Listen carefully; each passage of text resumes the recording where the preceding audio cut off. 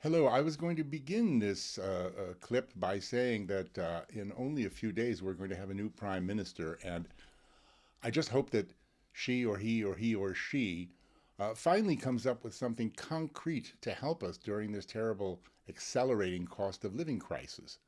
But when I watched the final hustings with some 6,000 tweed wrapped, sherry sipping Tory party members at Wembley Arena, and I listened to the candidates, they've still said nothing. I don't like being treated like this, frankly. I don't like being talked to as if I'm a child.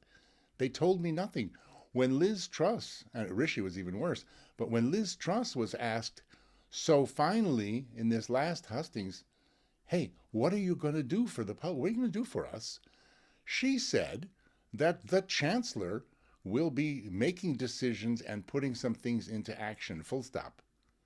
I mean, that's just as bad as Nadeem Sahawi the other day saying, I would just like to announce to you that the government knows that we must do something. I mean, what kind of world are we living in where we elect people like this to govern us?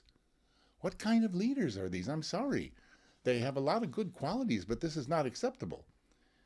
Now, green energy levy and national insurance increase deferrals, things being pushed away that were going to come in place is good.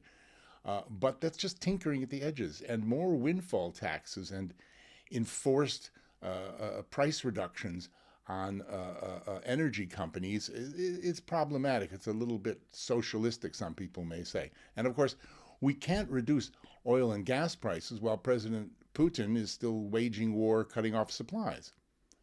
However, suspending some of the 80% in tax that the government takes on a liter of petrol, 80%, and preventing any further interest rate rises from the Bank of England are two easy fixes that a new prime minister with some good economic sense and someone really who understands the crisis that we're in could do very quickly. And they would go a very, very long way to easing the terrible pressure on all Britons. Now, cutting petrol tax creates a deficit, sure, but we took 61 years to pay off the World War II debt, and I think that COVID and Putin certainly constitute catastrophes on a level where that sort of deferral of repayment of debt, extraordinary debt, is totally justified. Raising interest rates and crippling households and businesses at a time like this, a time of cost push inflation where it isn't consumer demand driving inflation. That's when you raise interest rates, is to damp down the consumer demand. It's simply not right, and it won't work. Many economists, Nouriel Roubini, the Nobel Prize winning economist, said the central banks, including the Bank of England, are, quote, setting a trap for themselves, unquote.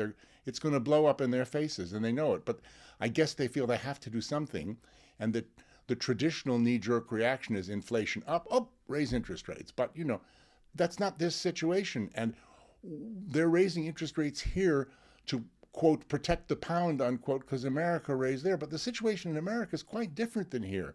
The factors, there are a number of factors. I won't go into all the detail now, but they're far more justified in raising interest rates in that particular economy. It's not going to work here. The Bank of England did not do this in a similar situation when oil prices were rising in 2009. In fact, they left interest rates pegged at 0.5% for several years in 2012. What's the difference now, A? And B, again, treating us like children. Why not explain? Why have a knee-jerk reaction not saying we're doing this because, we're not too stupid to understand? So I really hope that the politicians, the prime minister and all the cabinet ministers and the rest who come into power in a few days start to treat us with a bit more respect, frankly. I can understand people like Martin Lewis challenging the new prime minister or the two contenders to a debate. Somebody has got to, demand some answers and some hard facts. Thank you very much.